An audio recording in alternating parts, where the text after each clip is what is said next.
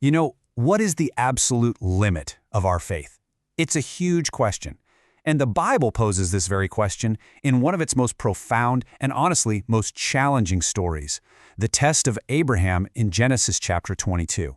So let's dive into this incredible account of what it truly means to trust God, no matter what. Okay, so first, we've got to remember who Isaac is. He isn't just any son. This is the son of promise, the one Abraham and Sarah waited a lifetime for, the miraculous child God promised them when they were well past the age of having children.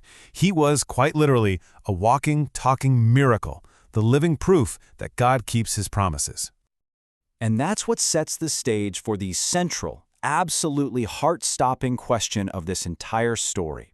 What happens when the God who gave you your greatest blessing asks for it back? What do you do when God asks for everything? That's the impossible situation Abraham is about to find himself in. And believe me, for Abraham, that question becomes terrifyingly real. God speaks to him, and what he says, well, it's a command that seems to just shatter every single promise God had ever made. And just listen to the words God uses here. It's so specific, so heart-piercing. He says, "Take now thy son, thine only son, Isaac, whom thou lovest." Wow. Before he even gives the command, God himself acknowledges just how precious Isaac is.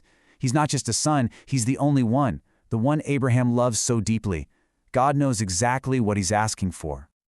Okay, so this is a really crucial point we have to get.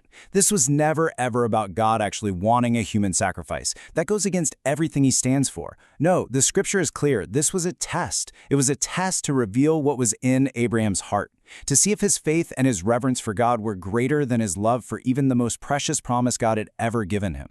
And Abraham's response? Honestly, it's just as staggering as the command itself. There's no arguing, no "God, are you sure?" no questioning at all. Just quiet, immediate obedience. He gets up, and he begins the journey. Now, I want you to really think about this for a second. This wasn't some snap decision made in the heat of the moment.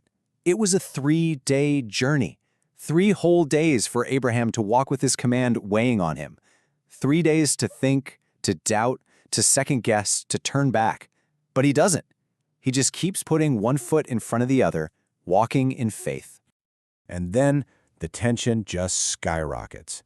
Isaac, his son, asks this innocent but absolutely heart-wrenching question. He says, "Behold the fire and the wood, but where's the lamb?"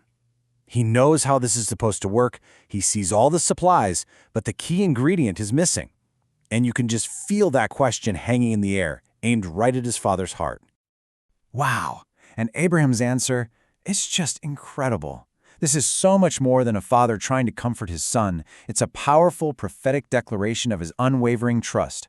My son, God will provide himself a lamb. Even now, in this darkest of moments, with no evidence in sight, he believes God himself is going to provide what's needed. So after those 3 long, silent days, they finally arrive at the place God had pointed out, Mount Moriah. This is it. This is the climax of the story. This is the moment where faith has to move from being a belief in the heart to an action of the hands. And just look at what he does next, these slow, deliberate, step-by-step actions. First, he builds the altar. Then he lays the wood in order. Then he binds Isaac, his son, his beloved son, and lays him on the altar, on top of the wood. And finally, he stretches out his hand and he takes the knife. This is it. This is total, complete, gut-wrenching surrender to God, holding absolutely nothing back.